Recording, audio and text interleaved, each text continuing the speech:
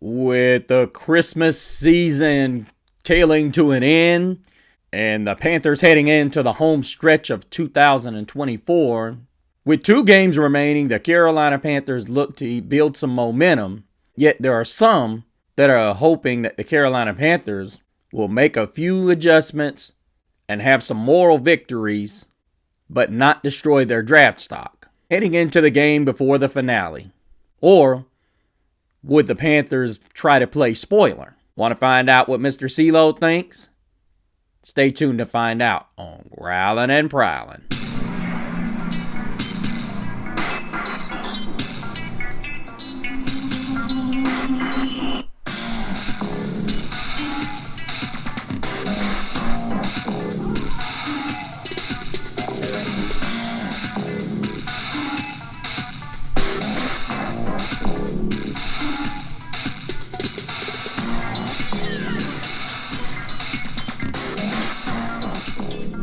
Welcome back, Panther Nation. Thank you guys for joining us on another edition of Growlin' and Prowlin'. Of course, you're prowling with the one and only Mr. CeeLo.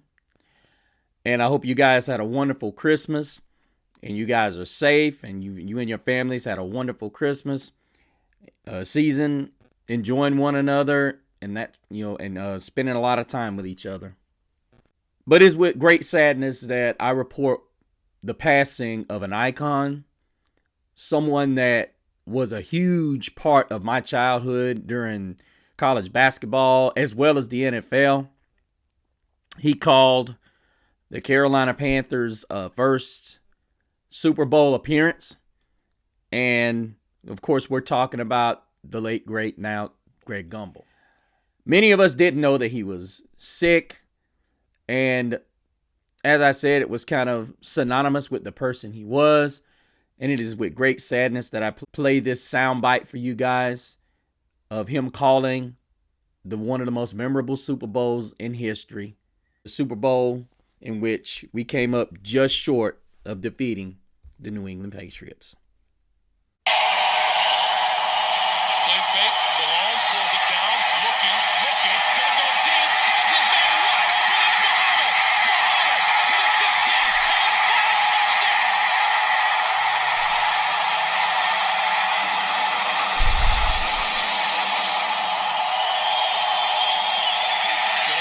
Down the far sideline, caught, touchdown, Steve Smith.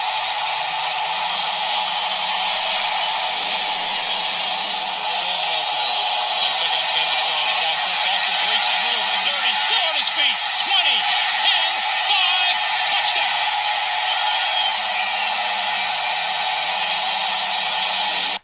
Yeah.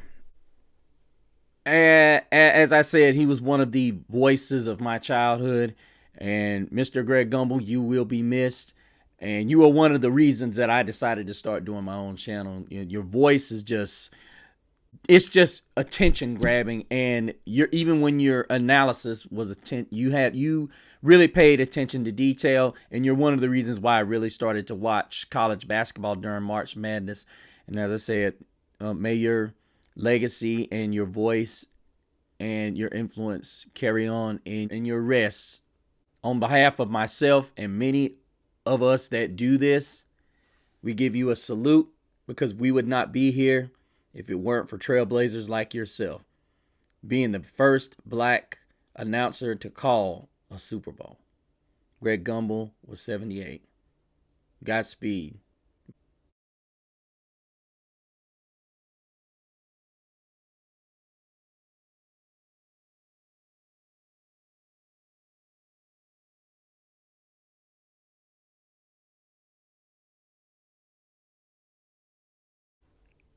Now, as we move forward, you guys, we have a game to do on Sunday.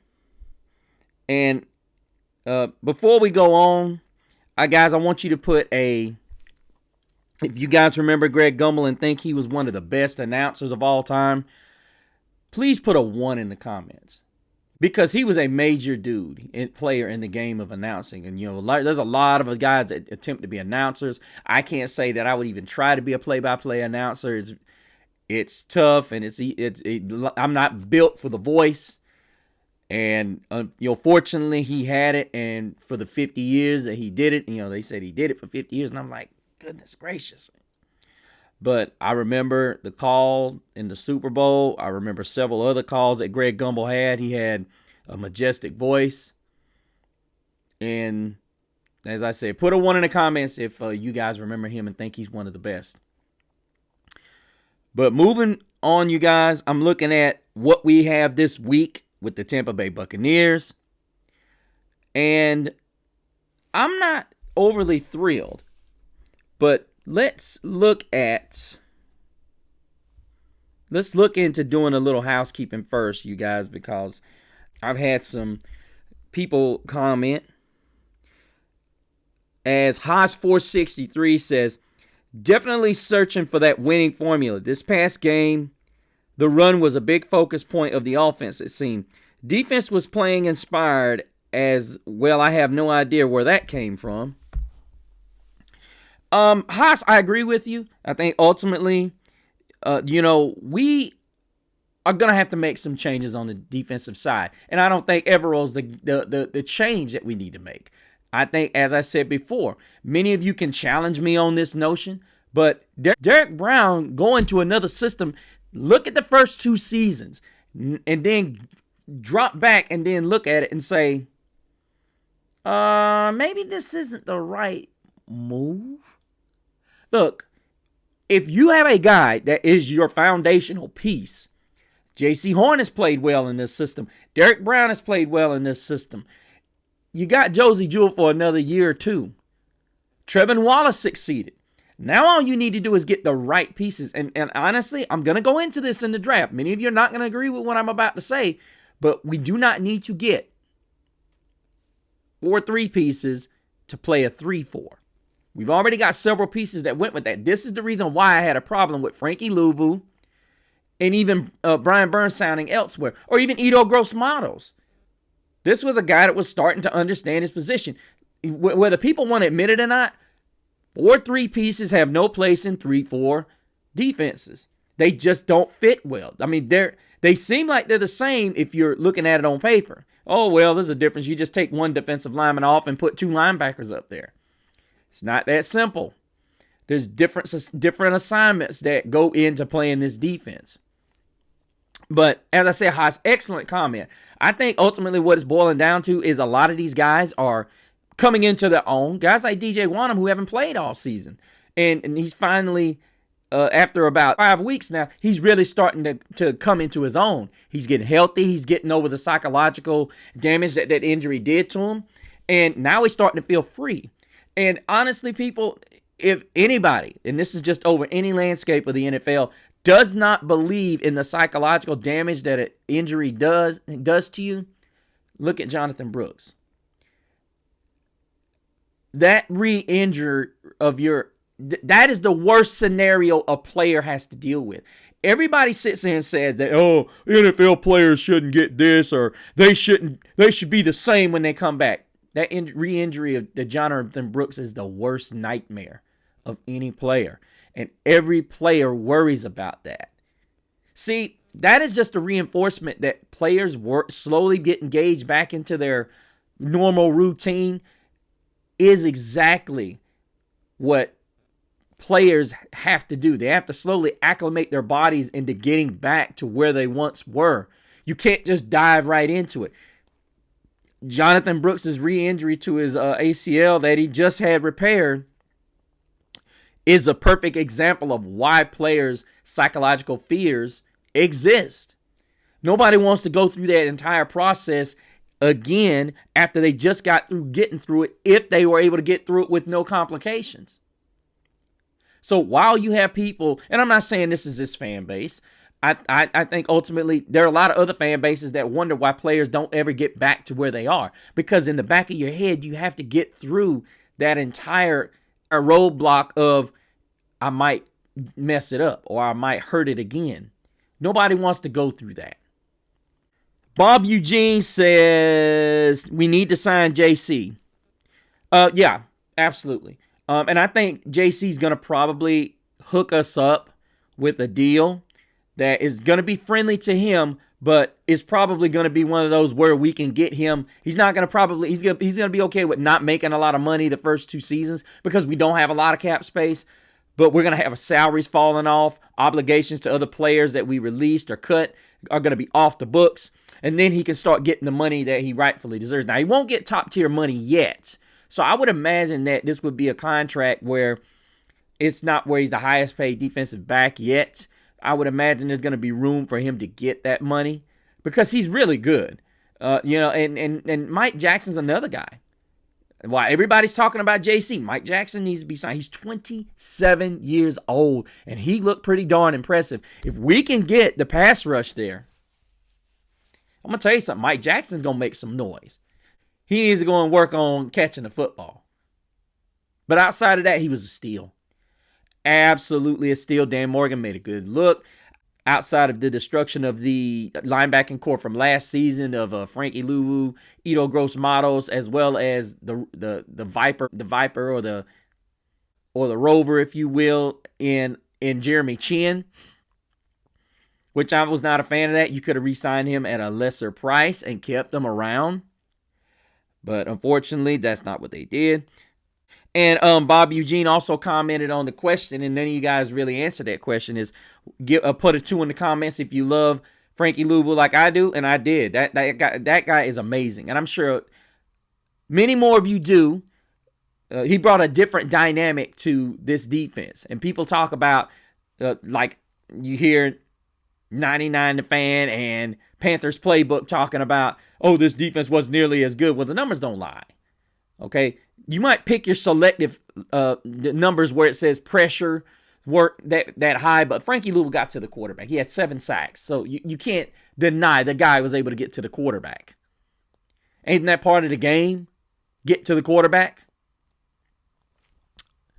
But let's get into the game this week between the Panthers and the Tampa Bay Buccaneers. Now, there's a possibility that injured wide receiver Xavier Legette could be cleared to play.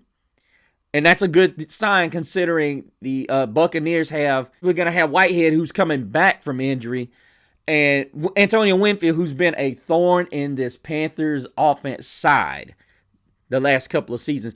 He's possibly not going to be playing. I think they gave the designation he's doubtful. So you're looking at a banged up secondary, which is not their strength. Their front 7 is. So when I hear guys like Julian Council and even myself that have said, we need to die running the football, this is one time that Canellis needs to he needs to either be very creative with the run game, or we need to pass the football off of play action and misdirection.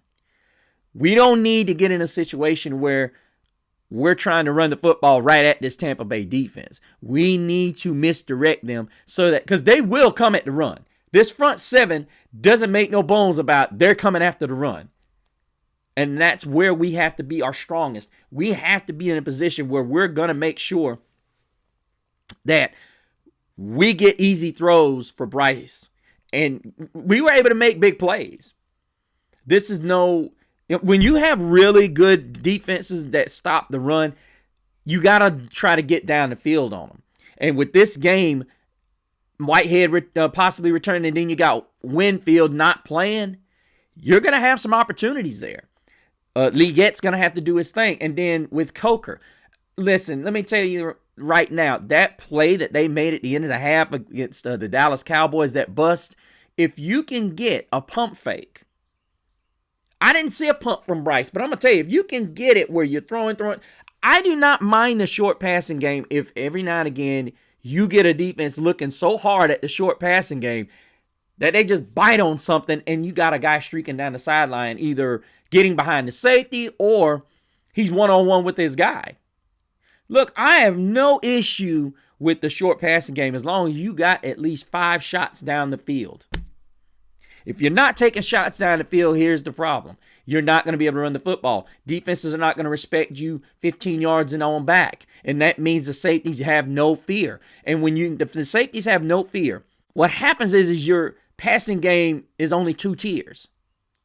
You have to add that 3rd layer to your passing game. And outside of that deep throw that we had to Jalen Coker in that Dallas game, we really had nothing down the field. We've got to start getting these plays down the field. And Canellis has got to be more creative with his passing attack. We can't just have 5 guys on the first tier or the first level of the passing attack. We can't have 3 guys and then 2 guys on the second level. We got to start having at least 1 to 2 guys on the third level. Because what happens is you spread the field out. Even if you don't throw it that way. If you can get those safeties going down the field, at some point, you're going to start getting some type of reaction from that defense, and then you can start really, like what Houston was doing last year. I don't know what the issue is this year. You can start attacking that second tier, which is where Bryce really likes to attack. He likes to hit, and he and Dave Canellis love to attack in this second tier level. Those are the plays that are almost as frustrating as the bombs. The bombs, you hit them, and they're gone. But those second tier level throws, the 10 to 20 yard throws down the middle of the field or on the outstretched, on those outs, those big outs, those are frustrating because those are plays that you get chunks. Those are chunk plays. And what happens with those is they get you more conscious in that drive. And then you can start running the football, which is something that we've seen Dave Canellis do on a regular this season. Big chunk play, run the football. But as I said, I remember hearing Julian Council say it. With Juba Hubbard being the NFC Player of the Week last week. Honestly, what was really intriguing about that was you look at Chuba and his performance against the Giants and how the Panthers semi stuck with the run. But as I was going to say in my pregame analysis of the Arizona Cardinals, they're not a good run-stopping team. Just like as we look at Tampa Bay, they're a very good run-stopping team. So Canellis is going to have to continue to do what he's been doing, and I love it. I don't know if many of you guys noticed this. It's going to be tough, though, this week because apparently Taylor Moton did not practice this week, and it's looking like it's going to be Brady Christensen. And possibly Cade Mays could be banged up a little bit, so we're not sure what's going on there. Hopefully he can still play. But this offensive line has been a huge difference for this team. And we want to be able to continue to put Chandler Zavala on the edge and be able to get those unbalanced lines and really make a difference on those numbers. Because we need to do that. Big growl out to Dave Canellis for settling in and not caring what's normal and what's not normal. We got to continue to do what we do. A lot of teams stick with this spread offense, but we need to continue to sprinkle in what we do. So, like I said, if we can continue to do the unorthodox things to run the football, let's do some unorthodox things to throw the ball too. You know, we continue to get Bryce on the edge, run some of those play fakes that really were successful in that Tampa Bay game. Look to get him on the move some. So he's not just sitting in that pocket awaiting that Tampa Bay pass rush. And then also you allow these corners and even the safeties to make decisions for longer periods of time and open up some windows for Bryce to throw to. I'm really loving what I'm seeing. I know everybody's like, well, yeah, Bryce is playing better. We don't need to brag on him anymore. No, we need to keep bragging on him. Because we ran it on this kid for the longest time. And I'm going to tell you what I didn't think about this until before, but Frank Wright pretty much is responsible for a lot of this. And needless to say, I think we finally gotten over the hump. And the Frank Wright curse is over. And I hate to put that on one person, but he was not prepared to handle Bryce Young. That was not his quarterback. That was not even his first choice. And you can tell he was incapable of handling that situation. It was a horrible marriage. And that's why I give David Tepper a lot of credit for eliminating it ASAP. It wasn't going to work. And I hope any of you out there holding any grudge or feelings towards Dave Tepper for getting rid of Frank Wright, look, we would not be anywhere had he not gotten. This was not working. Dave Canellis was able to sit Bryce down, and I don't think it was an individual thing. I think ultimately, and what people are not going to tell you, and maybe Canellis and Bryce will tell you eventually, I think what eventually happened was he had enough faith in Andy Dalton that he didn't have to sit down and have one-on-ones with him.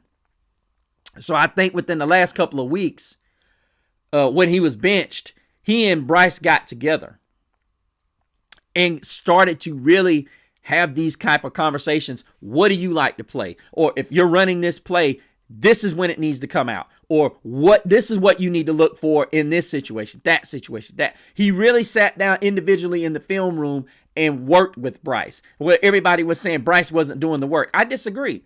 I think Bryce did the work. He just didn't understand, because the reality of it is he's running a system that he did not run.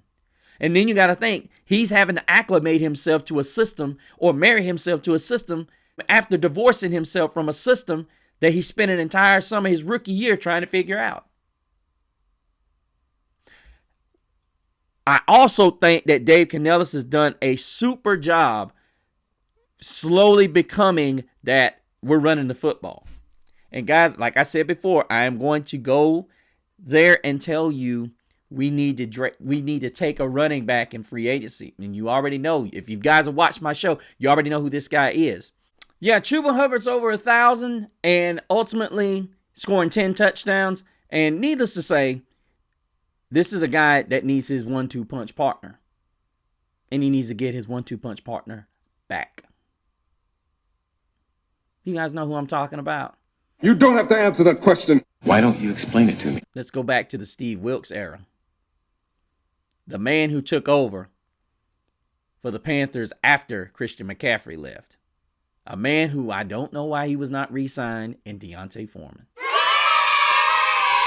But let's move forward. As I said, Chuba Hubbard is now over 1,100 yards rushing with 10 scores. He's had his breakout season. But ultimately, I agree. Looking at this game in its totality, I don't think we need to win this game. And a lot of people are going to disagree with me. I think draft stock is important right now. Everybody's understanding that what we can do when we win. Now, a lot of people are going to say, well, do we need to just go out there and tank? No, we go out there and we play hard. But we shouldn't go out here and be overly competitive is what I'm saying. We should call some plays for Bryce. But I think ultimately when we come to the certain points of the game, we need to put in some other players. Some younger guys like Caleb Farley. J.C. Horn needs to play as little as possible. Because the reality of it is, I know a lot of people are going to say, are you serious? Well, I want the guys that we need. We have some really big needs. And Panther Nation, hear me when I say this. If we draft 3 players, we have the opportunity to get back in this thing quickly. Now, if it's not Tet, if we don't get Tet, the wide receiver out of Arizona, and I know everybody's saying, oh my goodness. Now, however, we can get Nash out of San Jose State. Now, I know a lot of people are wondering what am I talking about? But just go back and watch the film. The guy should have won the Biletnikoff Award. But we have to get a gentleman, a really big beast that's going to win up front. And I know what people are going to say. Tet's probably going to fall. But if we can get back up into that 3 or 4 mark, we'll get somebody to trade up and take one of those quarterbacks. That's ultimately what you want. You want somebody that's going to take a quarterback to trade with you. Because if you let's say the Raiders were to pull out a win this week, Raiders need a quarterback. There's no ifs, ands, and buts about it. They have to get a quarterback. They've got to get a running back. There are so many things the Raiders have to get. Now, maybe O'Connell's their guy. I don't know. Everybody's going to say they need a wideout. No, they don't. To me, Brock Byers and whatever's going on with Michael Mayer, once they could get an average core of receivers. With Brock Bowers and the way the Raiders are utilizing this kid, they throw Michael Mayer in the mix. This team's going to be very tough to beat if they can get a running back and honestly, I don't even know if you could say the Raiders don't necessarily need a quarterback. I think ultimately they need to get a running back. And honestly, as much as I love Ashton Jonty, I don't think they should take him first in the first round. I don't think so. I think ultimately you need to go and get the counter to Max Crosby. It either needs to be that, but let me stop right there. I'm going into my other access channel and I don't need to do that. But ultimately, what needs to happen is the Carolina Panthers need to gain stock. And a lot of you are going to say, well, we already got 9 picks. Well, here's the thing. There aren't enough quality players in this draft. I don't care what people say. This draft is not going to be that deep. I don't care what people say. You have to always analyze where your picks are and what quality of that pick is going to be as it pertains to the type of players and the depth of these drafts. And then every draft has a life of its own. We saw in that last draft a lot of quarterbacks went in the clumps, wide receivers clumps, pass rushers clumps. Generally, when you start seeing that happen, when you see a certain group of players get drafted, because they're one track mind. They're already thinking, okay, snap, quarterbacks are coming off the board. Got to get a quarterback ASAP. So, in my eyes, we really need to be thinking about that. But back into the game. Bryce threw for 298, and it was hard to believe that we've had several games where Bryce was right at 300. And a lot of people, they take those numbers and they think, well, if he can't throw it for 300, that's this, that, and that, he's not a franchise quarterback. Well, we saw Kirk Cousins throw it for 500 yards, and he is currently about to be unemployed. So, it's week to week. It's about whether you get the wins. Just a side note for you guys. You guys know how hard I've been on Canellis about giving Hubbard the football. Interesting nugget given to us by Julian Council of Locked On Panthers. The Panthers are 3-1 when Hubbard has 20 carries. I've been saying, guys, we win when Hubbard carries the football. I just didn't have the exact stat on hand. But I don't know if we should just go in there. Now, if we want to go in there and just smash mouth with this Tampa Bay defensive front, cool. Because ultimately, I think we should walk out of there with the L. But I know Julian Council was talking a lot about how we need to go in there and try to play spoiler with the Bucs and so on and so forth. Look, I don't hate the Bucs. I hate the Falcons. I would like nothing more than to send the Falcons home over the Buccaneers. Because here's the thing. As much as I like Michael Penix, I do like Michael Penix. I like the Atlanta Falcons' offensive weaponry. But the thing is, you're talking about sending a rookie who's only played a handful of games into the NFC playoffs. And not to mention, the Falcons are the last team outside of us to win a ring in the NFC South. I done said this many times. I do not want the Falcons to win a ring before we do. Now, granted, they've almost got a 20-year head start on us. It's probably more than that, yeah. But you're talking about a last week send-off.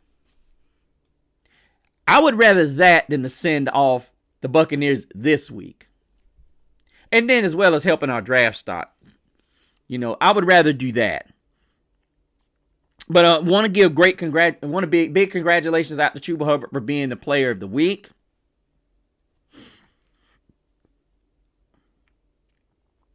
But if we're serious about winning this game, which I hope they're not, I think we need to focus on doing some good things. And I know what people are saying. We got to get into the attitude of winning. Look, I feel like we've been there. I don't think we need to hurt our draft stock anymore by showing the guys we knew. That win we had last week, we understand that. I know people are going to say, well, we need to finish the season strong. Well, we got an opportunity against Atlanta. I don't think this week needs to be the week. And I know a lot of people are going to say, well, why would you worry about it this week and not next week? So you can see where you stand. If you can win the game, if the Raiders win their game this week, or let's say the Giants miraculously win their game, you can see where you stand. I think ultimately we need to be thinking about draft stock now. I know a lot of people are going to say, oh, well, you can't tell those players that. The players also have to understand we got to get difference makers in here. If you want to win, there are some guys that we can get. And I know what a lot of people are going to say, well, we're not 2 players away. You'd be surprised how many players we are away from being there. Ultimately, we're going to have to replace Taylor Moton. I think he's got 1, maybe 2 years left on his deal, and he's already 30. I don't... That's another story for another day, guys. But ultimately, we need to approach this offseason a lot like we approached it last year, the year that Frank Wright came in here with Bryce Young. We were there. And we've taken steps back because we've had to tear it down and start over. And ultimately, it needs to start here. And ultimately, I think we need to go out there, put on a good show, and just kind of coast. I know my competitive edge is not telling me to do that, guys, but I'm thinking about the draft. I really am. Some really good pieces we could add to this team, could turn this team around in a second. Aiden Hutchinson type pieces. Absolutely. But let me know what you guys think. Guys, put a 3 down in the comments if you think we should win this game. Go all out and win this game. Or put a 4 in the comments if you think we should just tank the rest of the season. No judgment, guys. No judgment. I'm all about the draft picks now. We're not going to the playoffs. I want draft picks. That's what I want. I want good quality players in here. But let me know what you think. I always respect your opinions. Please don't come for me because I feel like we should tank. It's just the fact that there are really good players in this draft, and I want them. Make sure you go to the Facebook page at Growling and Prowling. Let me know what you think. Also, make sure you comment down below if there's certain things you think we should do, certain stories you want me to go into when the offseason hits. Also, don't go over to Instagram at Mr. CeeLo. Find out what other things I'm engaged in during, before, and after the season's over with. But until the next time, keep prowling the airwaves and keep growling out. Keep pounding.